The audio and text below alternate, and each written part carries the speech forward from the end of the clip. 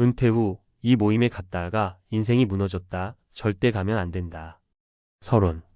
은퇴, 그 긴 기다림 끝에 맞이한 자유로운 시간. 하지만 많은 사람들이 예상치 못한 덫에 빠지곤 합니다.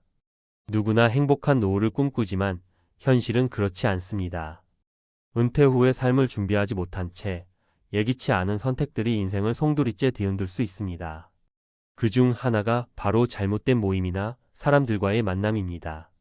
어쩌면 단 한 번의 모임이 본인이 원하지 않았던 삶의 전환점을 만들어낼 수도 있습니다.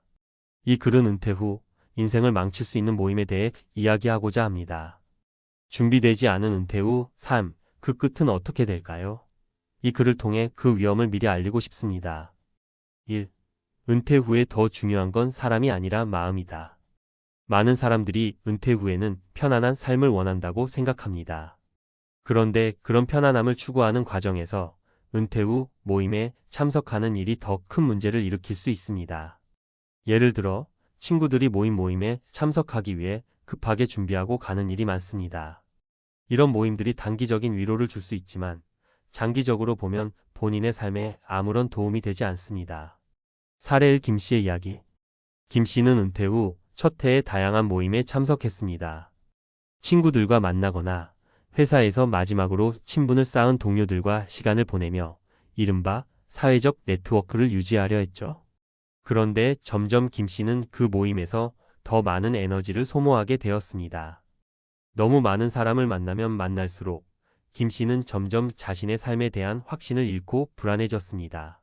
사람들과의 대화는 무의미하게 느껴졌고 자꾸만 무언가 해야 한다는 압박을 받았죠. 결국 김 씨는 자신이 진정으로 원하는 것이 무엇인지 모르고 시간을 보내며 자신의 삶을 돌아보지 못한 채 계속해서 모임을 다니게 되었습니다. 이 경험은 김 씨에게 은퇴 후 더 중요한 것은 사람과의 만남이 아니라 자기 자신과의 만남임을 깨닫게 했습니다. 이처럼 은퇴 후 사람들과의 모임에 너무 집중하면 결국 자기 자신을 잃고 남들이 원하는 대로 살아가는 남의 삶이 되어버릴 수 있습니다. 은퇴 후 더 중요한 것은 사람들과의 만남보다 스스로 무엇을 하고 싶은지, 무엇을 이루고 싶은지에 대한 생각과 준비가 더 필요합니다. 2. 과거에 머물지 말고 미래로 나아가라. 또 하나 중요한 사실은 은퇴 후 모임이 과거에 머무르도록 만든다는 것입니다. 어떤 모임에서는 과거의 이야기를 계속 반복하고 옛날 이야기를 하면서 즐기자는 분위기가 있습니다. 하지만 이런 모임은 은퇴 후의 삶에 긍정적인 영향을 미치지 않습니다. 오히려 과거에 너무 집착하게 되면 미래에 대한 준비가 미뤄지기 쉽습니다. 사례 이 씨의 이야기. 이 씨는 은퇴 후 한 달에 두세 번 정도 고등학교 친구들과 모여 옛날 이야기를 나누는 모임에 참여했습니다. 처음에는 재미있었고 친구들끼리 함께 웃고 떠들며 시간을 보냈죠. 그러나 시간이 지나면서 이 씨는 점점 그 모임에 빠져들게 되었습니다. 옛날 이야기를 반복하면서 더 이상 새로운 계획이나 목표를 세우지 않았고 친구들과 함께 모일 때만 기분이 좋아졌습니다. 이 씨는 어느 순간 그 모임에 가는 것이 점점 더 습관처럼 느껴졌고 점차 은퇴 후 해야 할 일을 미루게 되었습니다. 결국 그는 몇 년 후에도 여전히 과거에 머무는 삶을 살고 있음을 깨닫고 깊은 후회를 했습니다. 이처럼 과거에 너무 집중하는 모임은 은퇴 후 사람을 과거로 끌어당기고 미래로 나아가는 동력을 잃게 만듭니다. 은퇴 후의 삶에서 가장 중요한 건 과거를 돌아보는 것보다는 미래를 향해 나아가는 계획을 세우고 실천하는 것입니다. 무언가를 준비하며 살아가는 것이 은퇴 후에도 활기차고 의미 있는 삶을 만들 수 있는 열쇠입니다. 3. 모임에 참석하면서 오히려 시간과 자원을 낭비한다는 사실을 모르고 있다. 은퇴 후의 삶에서 중요한 것은 시간을 어떻게 활용할 것인가입니다. 대부분의 은퇴자들이 실수하는 점은 시간을 너무 쉽게 흘려보낸다는 점입니다. 모임에 참석하면서 자신도 모르게 시간을 낭비하는 경우가 많습니다. 이런 낭비는 결국 미래에 대한 불안으로 이어지며 그 불안은 점점 더 커져만 가죠. 사례 3. 박 씨의 이야기. 박 씨는 은퇴 후 새로운 취미를 찾기보다는 친구들과 자주 모였습니다. 처음에는 그런 모임들이 좋은 시간으로 느껴졌고 자신도 모르게 시간을 보내고 있다는 느낌을 받았습니다.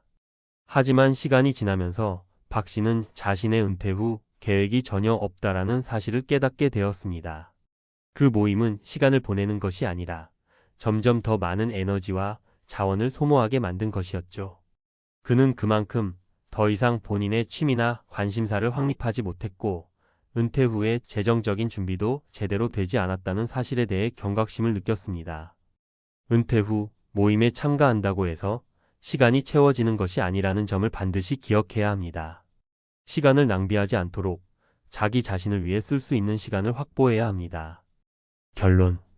은퇴 후 삶은 단순히 놀고 쉬는 것으로만 생각되기 쉽지만 실제로는 신중한 준비와 선택이 필요한 시기입니다. 은퇴 후의 중요한 결정은 자신을 위한 시간을 어떻게 쓰느냐, 무엇을 준비하느냐에 달려 있습니다. 잘못된 모임에 참석하면서 시간을 낭비하고 과거에 집착하거나 사람들과의 만남에 너무 집중하는 것은 은퇴 후의 삶에 악영향을 미칠 수 있습니다. 당신이 은퇴 후 행복한 삶을 살고 싶다면 지금부터라도 자신을 위해 시간을 쓰고 진정으로 의미 있는 활동을 찾아보세요. 그것이 바로 은퇴 후 인생을 더욱 가치 있게 만드는 방법입니다. 은퇴 후 이 모임에 갔다가 인생이 무너졌다. 절대 가면 안 된다. 서론. 은퇴는 누구에게나 큰 변화입니다. 직장 생활을 하던 때와는 달리 갑자기 시간이 넘쳐나게 되고 매일이 자유롭다고 생각하지만 그 자유가 때로는 우리를 혼란스럽게 합니다. 은퇴 후 인생의 목표나 의미를 찾지 못하고 어디로 가야 할지 몰라서 방황하는 분들도 많습니다. 특히 은퇴 후 만나는 사람들과의 만남이 중요한데 이 모임들이 잘못되면 인생이 크게 흔들릴 수 있습니다. 오늘은 은퇴 후 우리가 피해야 할 모임들에 대해 이야기하려고 합니다. 단지 가고 싶지 않은 모임을 거르는 것만이 아니라 그 모임들이 어떤 식으로 은퇴 후 삶에 영향을 미칠 수 있는지에 대해서도 이야기해 보겠습니다. 어떻게 보면 이 모임에 갔다가 인생이 무너진 경우들이 실제로 많이 있기 때문입니다. 1. 과거에 묶여있는 모임. 은퇴 후 우리가 가장 자주 빠지는 함정 중 하나는 과거에 갇혀있는 것입니다. 직장에 다닐 때는 쌓인 인맥과 함께 과거를 되돌아보며 이야기를 나누는 것이 즐거운 일이었을 수 있습니다. 그 당시의 동료들과 다시 만나거나 오랜만에 친구들과 모이는 일도 즐겁죠. 하지만 은퇴 후에는 이런 과거에 갇히게 되면 큰 문제가 될 수 있습니다. 왜냐하면 과거에 집중하면 그만큼 미래를 향한 준비는 뒷전이 되기 때문입니다. 예를 들어 은퇴 후 한 번은 고등학교 친구들과 모였습니다. 예전에는 정말 재밌고 신나게 이야기하고 웃었던 시간이었죠. 하지만 그 모임에 가고 나서 점점 지금 내가 뭘 하고 있는 거지? 라는 의문이 들었습니다. 친구들과는 여전히 즐겁게 이야기하지만 그 대화의 내용은 모두 과거의 추억들 뿐이었죠.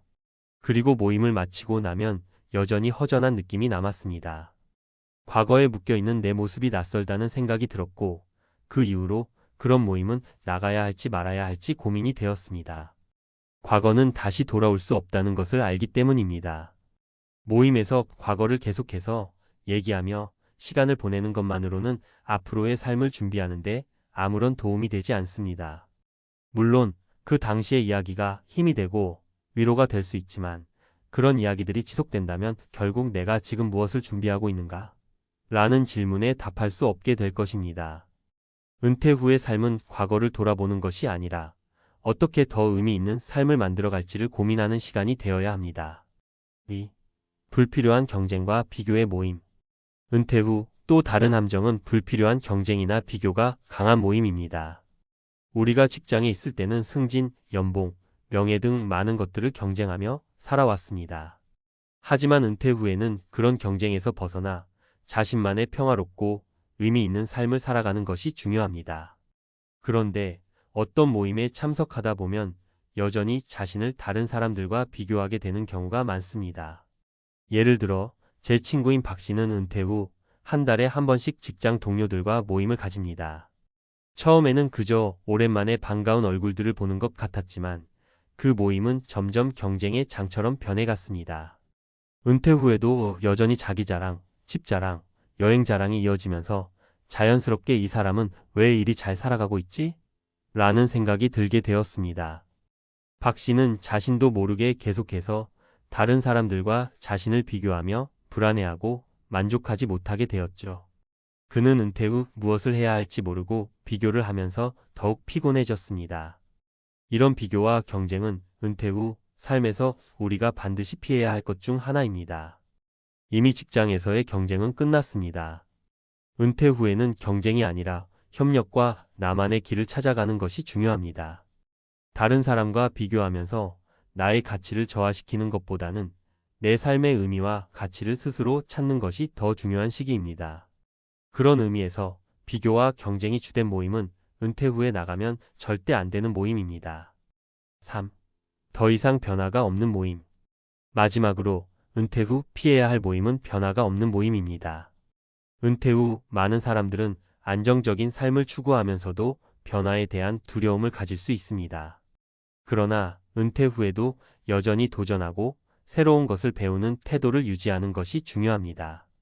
그렇지 않으면 시간이 지나면서 변화가 없는 삶을 살게 되고 그것이 바로 인생의 끝자락으로 이어질 수 있습니다. 예를 들어 한 친구인 이 씨는 은퇴 후 꾸준히 동호회 활동을 하고 있습니다. 하지만 그 동호회는 몇 년째 같은 사람들끼리 모여서 같은 일만 반복하고 있다는 것을 알게 되었습니다. 처음에는 재미있었지만 점점 그 모임은 활력이 없고 새로운 배움이 없는 자리로 변해갔습니다. 이 씨는 처음엔 만족했지만 시간이 지나면서 그 모임이 더 이상 자신의 삶에 긍정적인 영향을 미치지 않는다는 것을 깨달았습니다. 결국 그는 그 모임을 떠나고 새로운 취미나 학습을 시작했습니다. 변화가 없는 모임은 결국 정체된 삶을 의미하게 되죠. 은퇴 후에는 변화가 중요한 시기입니다. 새로운 것을 배우고 도전하며 살아가는 것이 은퇴 후 삶의 질을 높이는 데 중요한 역할을 합니다. 변화 없는 모임은 피하고 대신 새로운 배움이나 성장을 촉진하는 모임에 참석하는 것이 바람직합니다. 결론. 은퇴 후 모임은 단순한 친목을 넘어서 우리가 살아가는 방식에 큰 영향을 미칠 수 있습니다. 과거에 묶여있는 모임, 경쟁과 비교로 가득 찬 모임, 변화가 없는 모임은 은퇴 후 우리의 삶에 부정적인 영향을 끼칠 수 있습니다. 은퇴 후 가장 중요한 것은 자신만의 삶을 찾고 앞으로 나아갈 방향을 정하는 것입니다. 그런 의미에서 우리는 모임에 참석할 때마다 이 모임이 나의 삶에 어떻게 영향을 미칠까? 라는 질문을 던져야 합니다. 은퇴 후 더 이상 경쟁할 필요도 과거를 돌아볼 필요도 없습니다. 대신 새로운 도전을 하며 자기 자신을 발전시키는 시간이 되어야 합니다. 나만의 가치 있는 삶을 만들기 위해서는 어떤 사람들과 어떤 활동을 함께 할지 신중하게 결정해야 합니다. 은퇴 후 더 나은 삶을 위해 모임을 선택하는 눈을 키우는 것이 중요합니다. 이 글이 여러분의 은퇴 후 삶을 더욱 의미 있고 행복하게 만드는 데 도움이 되기를 바랍니다. 퇴직 후의 삶이 그토록 자유롭고 여유로울 줄 알았지만 막상 그 순간이 오니 머릿속은 공허하고 두려움만 남았습니다. 누구나 꿈꾸던 행복한 은퇴는 현실과 너무나 달랐습니다. 더 이상 매달 들어오는 월급도 없고 회사라는 사회적 연결고리도 끊긴 지금 삶의 방향을 잃고 방황하는 사람들이 너무나 많습니다. 이 글은 바로 그런 현실 속에서 좌절을 경험한 수많은 50대와 60대들에게 깊은 공감을 전하기 위해 시작됩니다. 퇴직 후 삶이 이렇게까지 무너질 줄이야. 50대에 숨겨진 고통. 퇴직 후 삶의 무게는 더 크게 다가옵니다. 퇴직은 많은 사람들에게 꿈꿔왔던 제2의 인생의 시작으로 여겨지죠. 하지만 현실은 그렇게 낭만적이지 않습니다. 정기적인 수입이 끊기고 사회적 관계가 단절되며 자기 자신마저 무가치하게 느껴지는 순간들. 많은 50대, 60대 은퇴자들이 그 무게를 온몸으로 느끼고 있습니다. 이제 우리는 이 고통 속에서 빠져나올 방법을 진지하게 고민해야 할 때입니다. 사례 1돈 걱정은 없을 줄 알았는데 김 씨 55세는 대기업에서 30년 가까이 일했습니다. 월급도 넉넉했고 퇴직금도 꽤 모았습니다. 하지만 퇴직 후 2년이 지나면서 그는 자신이 예상했던 것보다 훨씬 빨리 저축이 줄어들고 있다는 사실을 깨달았습니다. 자녀의 대학 등록금, 생활비, 예상치 못한 의료비까지. 돈이 계속 빠져나가지만 들어오는 수입은 없으니 답답하기만 했죠. 김 씨는 말합니다. 퇴직 전에 수입이 없다는 게 이렇게까지 무서운 일인지 몰랐어요. 저축이 금방 바닥날 줄은 더더욱 몰랐고요. 그때부터 고민이 시작됐죠. 앞으로 30년은 더 살아야 할 텐데 이 돈으로 어떻게 버티지? 라고요. 해결책은 무엇일까요? 김 씨는 소비를 줄이는 데서 답을 찾았습니다. 자동차를 팔고 대중교통을 이용하며 넓은 집을 줄여 관리비와 유지비를 절약했죠. 결국 김 씨는 생활비를 크게 줄이며 안정된 생활로 돌아갔습니다. 소비를 관리하지 못하면 퇴직 후의 삶은 무너질 수밖에 없다는 것을 깨달은 순간이었습니다. 사례, 이 사회적 고립이 이렇게 무서울 줄이야. 퇴직 전 이정자육 12세 씨는 늘 바빴습니다. 회사에서의 역할도 중요했고 동료들과의 회식도 잦았습니다. 하지만 퇴직 후 그녀를 찾는 이는 점점 줄어들었습니다. 하루 종일 집에만 있으니 자연히 외로움이 밀려왔죠. 처음에는 쉬는 게 좋았지만 시간이 지날수록 우울감이 심해졌습니다. 정자 씨는 퇴직 후 외로움과 싸우며 말합니다. 아무도 나를 필요로 하지 않는 것 같았어요. 어디에도 소속되지 못한 느낌이 들더라고요. 마치 투명 인간이 된 것처럼요. 그녀는 지역 커뮤니티 센터의 강좌에 등록하며 사람들과 다시 관계를 맺기 시작했습니다. 독서 모임, 요가 수업, 자원봉사 활동 등을 통해 새로운 소속감을 느꼈죠. 정자 씨는 말합니다. 다시 사람들과 연결되니까 삶의 활력이 돌아왔어요. 퇴직 후에도 누군가와 함께한다는 건 정말 중요한 일 같아요. 사례 3 내가 할 수 있는 일이 없을 줄이야. 퇴직 후 박민수 58세 씨는 자신이 할 수 있는 일이 없다고 느꼈습니다. 그는 평생 직장인이었는데 이제 와서 뭘 할 수 있을까? 라는 생각에 사로잡혀 스스로를 한계에 가뒀죠. 하지만 그는 퇴직 후 한 유튜브 영상을 보고 생각이 바뀌었습니다. 영상의 주제는 퇴직 후 배워야 할 새로운 기술들이었죠. 박 씨는 그때부터 자격증 공부를 시작했습니다.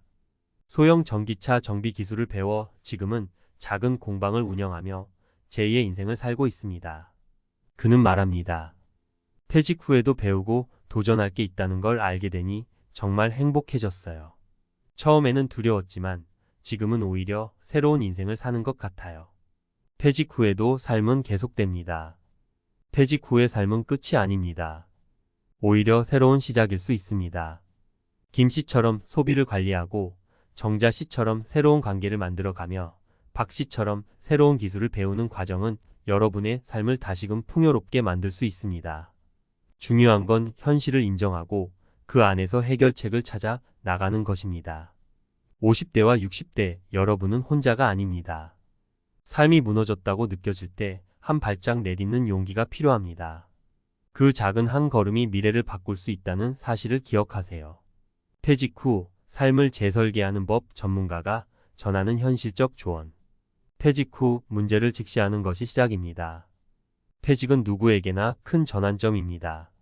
그동안의 안정적인 수입이 끊기고 하루하루의 일정이 사라지면서 많은 분들이 혼란을 느낍니다. 하지만 중요한 건 이 혼란을 어떻게 극복하느냐에 따라 은퇴 후 삶이 완전히 달라질 수 있다는 점입니다.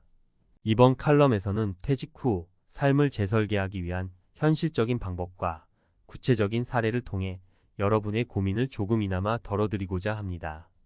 1. 퇴직 후 재정 관리 계획 없이 돈은 사라진다.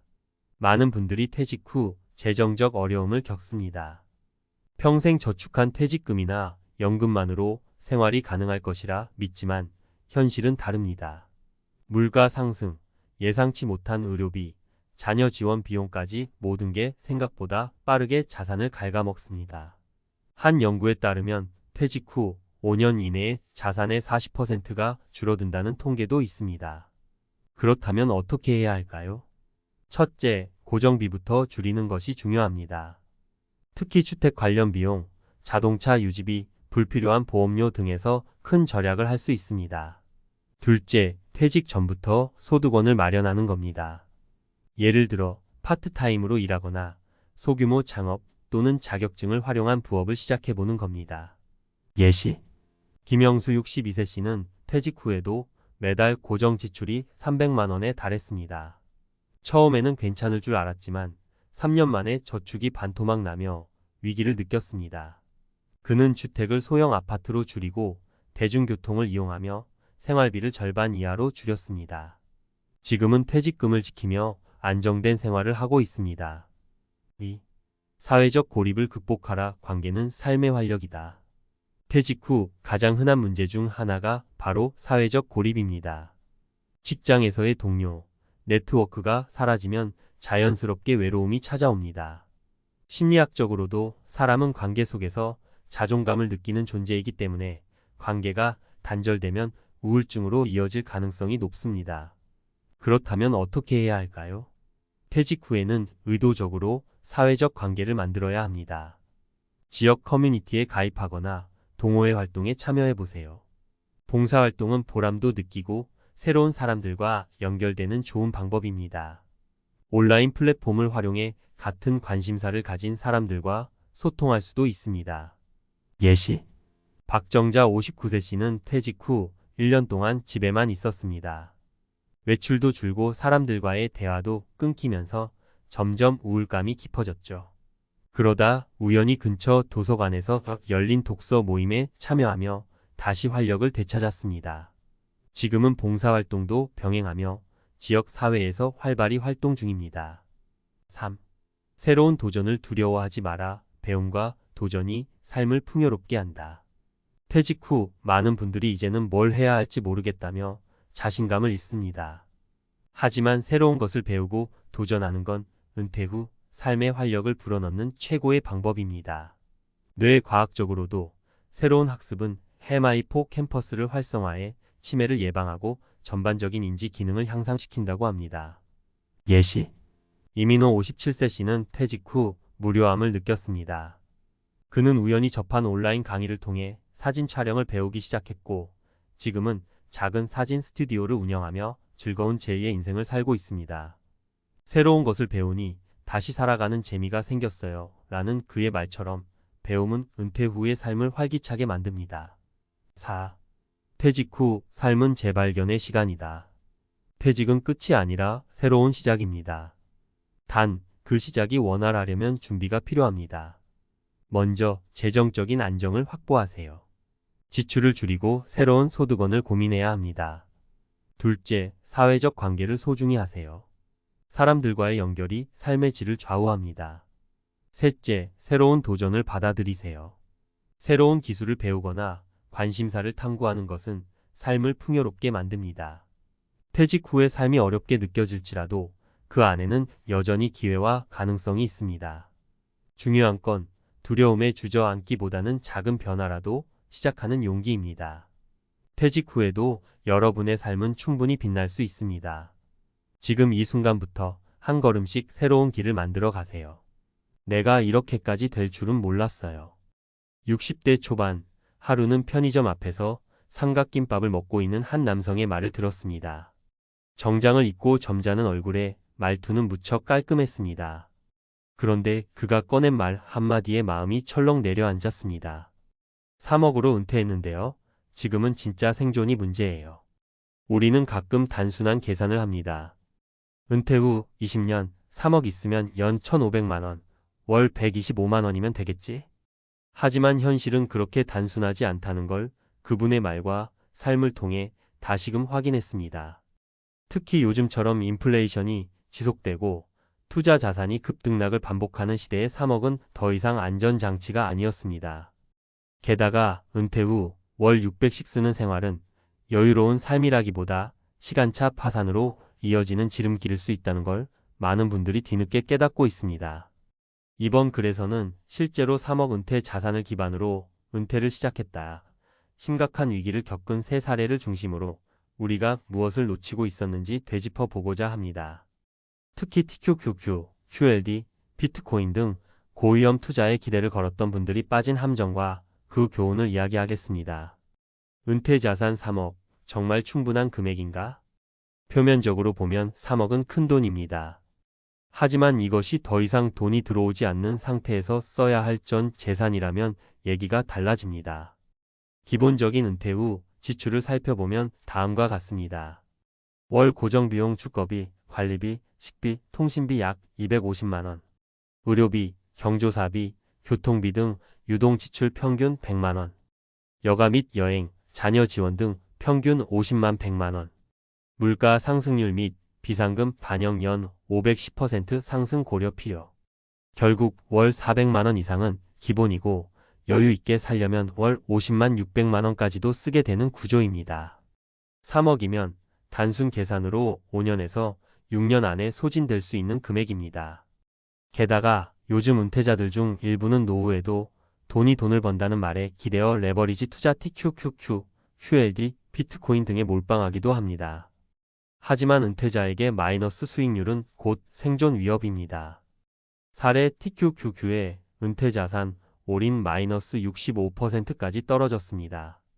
이름 이경태 가명 61세. 배경 대기업 부장직 은퇴 후 퇴직금 약 3억 확보. 선택 TQQQ의 80% 이상 투자, 나머지는 생활비로 분할 인출. 이경태 씨는 유튜브 투자 채널을 보고 은퇴 전부터 미국 기술주 3배 레버리지 ETF인 TQQQ에 관심을 가졌습니다. 앞으로 10년 미국은 무조건 오른다는 믿음 아래 퇴직금 3억 중 2.4억을 TQQQ에 투입했습니다. 나머지 6천만 원은 월 500만 원씩 생활비로 1년 정도 사용할 생각이었죠. 하지만 은퇴 직후인 2022년 미 연준의 금리 인상과 기술주 하락이 겹치며 TQQQ는 1년 새 60% 넘게 급락했습니다. 그의 투자금은 2.4억에서 1억 이하로 줄어들었고 생활비도 바닥났습니다. 무서운 건 이게 반등할 거란 기대 때문에 손절도 못하겠다는 거예요. 결국 그는 투잡을 시작했고 지금은 아파트 경비와 오전 시간대 주차 관리 알바를 병행 중입니다. 사례 비트코인으로 인생 역전? 지금은 60대 자영업자입니다. 이름 장선자 가명 63세. 배경 20년 직장생활 후 조기 퇴직, 예적금 퇴직금 총합 3억 보유. 선택 2021년 말 비트코인 6천만 원대 매수. 장 씨는 자녀 둘을 대학까지 졸업시키고 나서야 자신의 노후를 돌아봤습니다. 뒤늦게 공부 시작했는데 다들 비트코인 얘기를 하더라고요. 처음에는 1억만 넣으려 했지만 점점 올라가는 차트를 보며 결국 전 재산을 넣게 되었습니다. 그러나 2022년 이후 루나 사태, 테라 폭락, 비트코인 가격 급락이 이어졌고 그녀의 자산은 반토막이 났습니다. 이후 남편과 함께 소자본 창업에 도전했지만 코로나 이후 소비 위축 여파로 매출은 낮고 인건비 부담은 커졌습니다. 지금은 마트 야간 배송 도우미, 간단한 포장 작업 등을 하며 하루하루를 버티고 있습니다. 사례 월 600 쓰는 삶이 꿈이었죠. 꿈은 금방 끝났습니다. 이름 노상우 가명 65세. 배경 서울 빌라 매각 후 전세로 전환, 확보 자금 3억. 선택 매달 600만 원씩, 여유로운 은퇴 생활 계획. 노 씨는 그야말로 은퇴 로망을 실현한 분이었습니다. 오전에는 커피 한 잔과 독서, 오후에는 부부 동반 건강 산책, 매주 1회 외식과 한 달에 한 번 여행. 하지만 문제는 너무 빨리, 너무 많이 썼다는 점입니다. 처음 1년은 좋았습니다. 그런데 2년이 지나니 3억 중 1.8억이 사라졌고 이제는 더 이상 줄일 곳이 없다는 현실과 마주했습니다. 그는 말합니다. 돈이 떨어지면 은퇴는 다시 시작입니다. 거꾸로 올라가야 하는 계단 같아요. 은퇴 후 월 지출보다 더 중요한 3가지. 절대 고위험 상품의 전재산 몰빵 금지. 은퇴자는 수익률보다 변동성 관리가 중요합니다. 수익률 20%보다 손실 마이너스 50%가 더 큰 충격을 줍니다. 포트폴리오 분산은 선택이 아니라 필수입니다. 생활비는 예상보다 30% 더로 계산하라. 물가는 올라가고 지출은 생각보다 많습니다. 당신이 상상한 월 300은 실제로는 월 40만 500입니다. 여유 있게 계획하고 비상 시나리오를 꼭 마련해야 합니다. 은퇴 초기 5년은 속도 조절기. 처음 몇 년은 특히 위험합니다. 초기 낙폭이 전체 자산 수명을 좌우하기 때문입니다. 가급적 투자 비중은 보수적으로, 소비는 점진적으로 늘리는 방식이 가장 안전합니다. 마무리하며 3억으로 은퇴했습니다. 그리고 저는 지금 다시 일합니다. 은퇴는 끝이 아니라 다른 싸움의 시작입니다. 3억, 5억, 심지어 10억도 관리하지 않으면 빠르게 사라지는 숫자에 불과합니다. 월 600만 원은 당신이 열심히 살아온 삶에 대한 보상일 수 있습니다. 하지만 그 소비가 지속 가능하지 않다면 결국 후회가 남을 뿐입니다. 은퇴를 준비 중이거나 이미 은퇴하신 분들께 꼭 전하고 싶은 말이 있습니다. 지금의 소비가 당신의 은퇴 10년 후 삶을 결정합니다.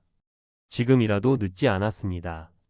지출을 다시 계산하고 투자 자산을 다시 점검하고 당신의 노후를 스스로 설계하십시오. 3억으로 은퇴는 가능할 수 있습니다. 단, 천천히 분산해서 꾸준히 써야 가능합니다. 3억으로 은퇴했습니다. 월 600 쓰다 인생이 박살났습니다. 은퇴 후 자산 관리 실패의 대표적 사례와 핵심 리스크 분석. 1. 은퇴 자산 3억. 은퇴 설계 기준으로 충분한가? 많은 은퇴자들이 3억 원 수준의 자산을 기준으로 조기 은퇴를 시도합니다. 그러나 이는 수명, 인플레이션, 의료비, 비상지출 등 현실 요소를 충분히 고려하지 않은 접근입니다. 예상 수명 90세, 은퇴 시점 60세 기준이면 최소 30년의 재정 지속성을 확보해야 하며 아래는 보수적 기준의 산출 예시입니다. 월 지출 400만원 고정비 유동비 포함. 연간 필요 자금 약 5천만원. 30년 누적 필요 금액 단순 계산 약 15억 원. 인플레이션 고려 시 실제 필요액 약 18억 20억 원 수준. 즉 3억 원은 기본 생활비의 6년치 수준에 불과하며 자산 소진 위험이 매우 높습니다. 2. 월 600만 원 지출은 자산 파산 가속화 트리거. 은퇴 후에도 현역 시절의 소비 습관을 그대로 유지하는 경우가 많습니다. 특히 아래와 같은 항목이 은퇴자 지출을 빠르게 증가시킵니다. 자녀 지원 결혼, 주택 자금, 손주 돌봄 등. 여행 및 여가비 월 평균 100만 200만 원 수준. 식비, 외식비 노년기 건강식단으로 오히려 증가. 본인 또는 배우자의 의료 비용 노년기 핵심 변수. 월 600만 원 지출은 자산을 연 7,200만 원씩 소진시킵니다. 3억 자산이라면 단순히 45년 이내 자산 고갈이 발생하게 됩니다. 3. TQQQ, QLD, 비트코인 은퇴 자산과 고위험 자산은 맞지 않는다. 많은 은퇴자들이 돈을 번다는 환상에 기대어 고수익 고위험 상품에 몰입합니다. 특히 최근 유행한 대표적 투자 자산군은 다음과 같습니다. 자산 특징 리스크. TQQQ 나스닥 3배 레버리지 ETF 일간 수익률 기준의 복리 효과로 장기 투자 시 손실 리스크 큼. QLD 나스닥 2배 레버리지 ETF 비교적 완만하지만 하락기엔 빠르게 자산 축소. 비트코인 변동성 극대화된 디지털 자산 변동폭 평균 1020%. 은퇴 자산의 부적합. 레버리지 ETF는 복리 손실 효과 발러틸러티 TK로 인해 장기 보유 시 위험이 기하급수적으로 커집니다. 특히 은퇴자는 현금 흐름이 없고 손실 회복 기간도 제한적이기 때문에 단기 하락만으로도 심각한 재정 위기가 초래됩니다. 전문가 포인트. 고위험 상품은 단기 수익을 노리는 여유 자금으로만 일부 배분하고 은퇴 자산은 저위험 고안정성 자산국 공채, 우량 배당주, 연금형 ETF 등 중심의 포트폴리오로 구성해야 합니다. 4. 초기 몇 년의 소비가 은퇴 성공 여부를 결정한다. 은퇴 후 초기 5년은 소비 습관이 고착화되는 시기입니다. 이 시기를 고비용 소비 패턴으로 보내면 자산이 급속도로 감소하고 이후 소비 축소도 어렵습니다. 시퀀스 리스크 시퀀스 오브 리턴 리스크라는 개념도 중요합니다. 자산 수익률이 은퇴 초기에 나쁘면 동일한 평균 수익률이어도 자산 고갈이 더 빨리 발생합니다. 은퇴 초반에는 다음과 같은 전략이 필요합니다. 소비 지출을 최소 30% 이상 낮춘 속도 조절기 도입, 안정적인 현금 흐름 확보 국민연금, 주택연금, 확정금리 연금 등. 생활비와 투자비의 분리 적어도 생활비 2년치 이상은 안정자산에 보관. 5. 전문가가 권장하는 안전한 은퇴 자산관리 전략. 은퇴자 포트폴리오 기본 구조 제한. 자산 유형 권장 비율 예시. 안정자산 현금성, 채권 5,060% 예금, 국채, 단기채 ETF, MMF. 배당 중심 주식 2,030% 국내외 배당 ETF, 우량 배당주. 대체 투자, REITs 등천 20% 리츠, 인컴형 글로벌 펀드. 고위험 자산 최대 10% 이내 TQQQ, 비트코인 등 자산 일부만 허용. 핵심 원칙은 다음과 같습니다. 현금 흐름이 최우선, 고정 수입이 없는 은퇴자는 안정적인 현금 흐름 구조가 핵심. 위험 자산 비중 제한 전체 자산 대비 10%를 초과하지 않도록 관리. 의료비, 긴급자금 별도 확보 최소 1년치 생활비와 의료비는 따로 준비. 결론 은퇴는 소비보다 관리가 좌우한다. 많은 은퇴자들이 얼마가 있으면 은퇴할 수 있을까? 라는 질문을 먼저 합니다.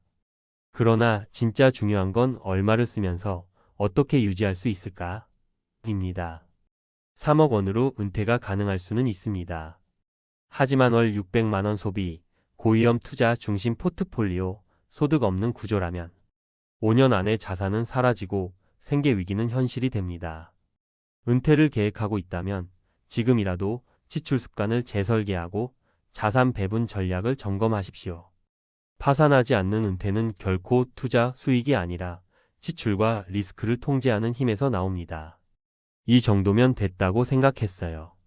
7억 투자에서 매달 500만 원씩 배당이 들어오니까 이제는 편하게 살 줄 알았죠. 근데요, 웃기게도 그때부터 더 불안해지더라고요. 요즘 은퇴 후 배당 투자를 준비하는 분들 정말 많습니다. 일하지 않아도 매달 현금 흐름이 들어온다니 이보다 더 매력적인 노후 계획이 있을까 싶죠. 그래서 퇴직금을 포함한 자산을 ETF나 고배당 주식에 몰빵하거나 심지어는 부동산을 정리해서 미국 주식으로 갈아탄다는 분들도 꽤 많습니다. 그런데 여기서 생각해 봐야 할 것이 하나 있습니다. 정말 배당만으로 안정된 노후가 가능할까요? 그리고 왜 어떤 사람은 매달 500만 원이 들어와도 마음이 편하지 않은 걸까요? 오늘은 바로 그 현실을 들여다보려 합니다. 7억 투자 월 500만 원 배당이라는 숫자 뒤에 숨겨진 불안의 정체를 실제 사례 3가지와 함께 솔직하게 이야기해 보겠습니다. 사례 1, 들어오는데 쓸 자신이 없어요. 퇴직 2년차 63세 이종석 씨의 고백. 이종석 씨는 퇴직 전 대기업 임원 출신입니다. 자산 9억 원 중 7억을 배당형 ETF에 투자했고 월 500만 원 정도의 배당을 받고 있습니다. 표면적으로 보면 완벽하죠. 매달 500이면 평균 이상의 은퇴 소득입니다. 하지만 그는 이렇게 말합니다. 이게 고정 월급이 아니라 시장 따라 흔들리잖아요. 배당이 줄면 어쩌나, 주가가 반토막 나면 어쩌나 이게 마음을 괴롭혀요. 문제는 수익률이 아니라 심리적 불안감입니다. 실제로 2022년 한미 금리 인상기 때 배당 ETF 수익률이 하락하고 분배금이 줄어들자 그는 잠도 설치고 하루에 수십 번씩 계좌를 들여다봤다고 합니다. 그의 결론은 이렇습니다. 돈이 문제라기보단 안정감이 없으니까 삶이 불안한 거예요. 사례 이 의료비 한 번에 1천만 원 나가니까 배당이고 뭐고 소용없더라고요. 암 진단 후 모든 계획이 무너진 김미라 씨 60세. 60세에 퇴직하고 6억 중 5억을 배당주에 투자한 김미라 씨. 매달 400만 원 정도의 배당 소득이 있었고 생활비는 그 정도면 충분했습니다. 하지만 퇴직 후 1년 만에 암 진단을 받으면서 모든 계획이 틀어졌습니다. 진단금 나왔지만 그 이유가 문제였어요. 입원, 약값, 검사비 몇 달 새 2천만 원이 순식간에 나가더라고요. 예상치 못한 의료비 리스크는 배당 투자자에게도 피할 수 없는 현실입니다. 게다가 병으로 일을 다시 시작할 수도 없는 상황이니 더 불안해지는 겁니다. 김 씨는 이렇게 말합니다. 배당이 아니라 보험을 더 준비했어야 했다는 걸 뒤늦게 알았어요. 사례 3내 돈으로 자식 결혼까지 도와줬더니 남은 건 불안뿐. 자산 8억에서 배당 투자 후 4억만 남은 박성수 씨 67세. 박 씨는 은퇴 후 자산 8억 중 6억을 배당주에 2억은 비상금으로 뒀습니다. 그런데 자녀의 결혼, 출산, 전세자금 보태주며 2억이 거의 다 나갔습니다. 남는 건 배당뿐인데 생활비도 빠듯해지고 예비비가 없으니까 뭐 하나라도 고장나면 불안해요. 배당 투자자라 하더라도 유동 자금이 없으면 위기 대응이 안 됩니다. 그리고 배당 소득은 아무리 예측 가능하다 해도 확정급여는 아니니까 어느 순간 삶이 고립된 느낌마저 든다고 합니다. 전문가의 진단 외에 배당만으로는 마음 편한 노후가 어려울까? 배당 투자는 분명 은퇴자에게 매력적인 수단입니다.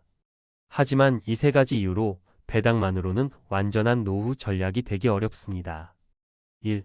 변동성과 불안정성. 배당 수익은 고정소득이 아닙니다. 시장 상황, 기업 실적, 환율, 정책 변화에 따라 배당금은 줄어들 수 있고 심지어 없을 수도 있습니다. 특히 ETF나 개별 주식에 올인할 경우 분산이 안 되어 리스크가 커집니다. 2. 예측 불가한 인생 변수.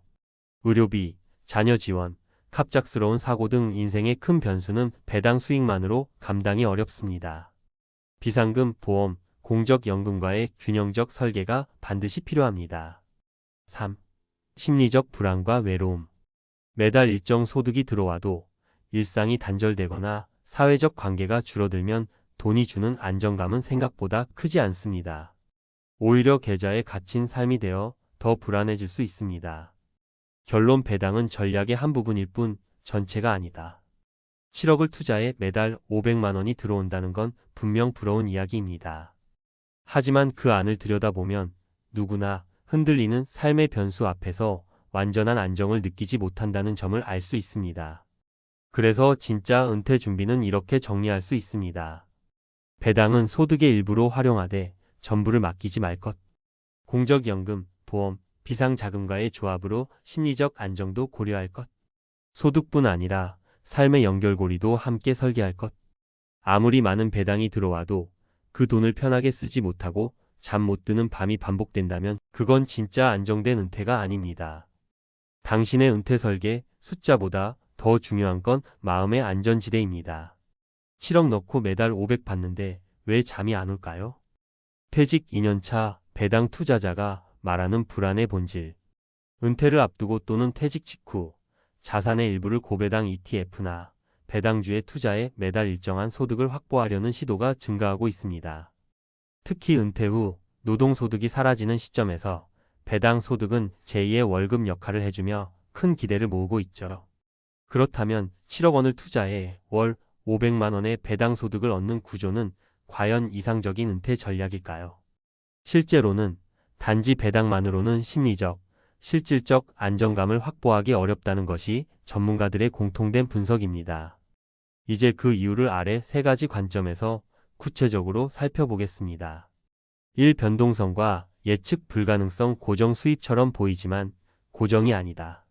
배당주 또는 배당형 ETF는 현금 흐름을 만들어주는 자산으로 매력적이지만 그 수익은 확정소득이 아니라 변동소득입니다. 배당은 기업의 이익 및 배당 정책에 따라 줄거나 중단될 수 있으며 ETF의 분배금 역시 시장 금리, 환율, 운용 전략에 따라 연 12회 하향 조정되기도 합니다. 특히 고배당을 위해 투자된 자산이 특정 섹터에 금융, 에너지, 리츠 등에 집중되어 있을 경우 경기 변동성의 영향을 크게 받는 구조가 되기 쉽습니다. 즉, 자산은 유지되는데 심리적으로 소득이 끊길 수 있다는 불안정성이 존재하는 것입니다. 이 비상 상황에 대한 대응 부족. 의료비나 가족 지원은 배당으로 감당 불가. 실제 은퇴 후 재무 설계에서 가장 예측이 어려운 부분은 의료비, 자녀 지원, 돌발 비용입니다. 퇴직 후 6075세 구간은 암, 심혈관 질환, 치매 등 질병 발생률이 높아지고 자녀 결혼, 출산, 손주 양육 비용 지원 등의 이벤트가 이어지기도 합니다. 이처럼 일시적으로 큰 돈이 나가는 상황에서 배당 소득은 고정 수입이기에 충격 흡수 능력이 제한적입니다. 따라서 전문가들은 은퇴 자산의 1020% 이상을 유동성과 즉시 사용 가능한 형태로 확보하라고 조언합니다. 3. 심리적 안정과 라이프 밸런스의 결핍. 숫자만으로는 마음이 편치 않다. 많은 배당 투자자들이 공통적으로 말하는 부분이 있습니다. 돈이 들어와도 불안하다. 이는 단순히 돈이 부족해서가 아니라 삶의 통제력이 약화되었기 때문입니다. 퇴직 후의 삶은 자율적이지만 동시에 사회적 연결이 약해지고 소득원이 금융시장이라는 외부 변수에 크게 좌우되면서 심리적으로 위축되는 경우가 많습니다. 심리학적으로도 자기 효능감 셀프-에피켓이 낮아질 경우 재정 상황이 좋아도 행복감은 오히려 낮아진다는 연구들이 이를 뒷받침합니다. 따라서 은퇴 후 재무 전략은 단지 수익률만이 아닌 예측 가능성, 심리적 안정, 일상의 리듬 회복까지 고려해야 합니다. 전문가가 제안하는 현실적 대안. 배당 투자 자체는 은퇴 설계에서 중요한 소득원 중 하나로 분명히 유효합니다. 그러나 배당만으로 은퇴를 책임지겠다는 단일 전략은 매우 위험할 수 있습니다.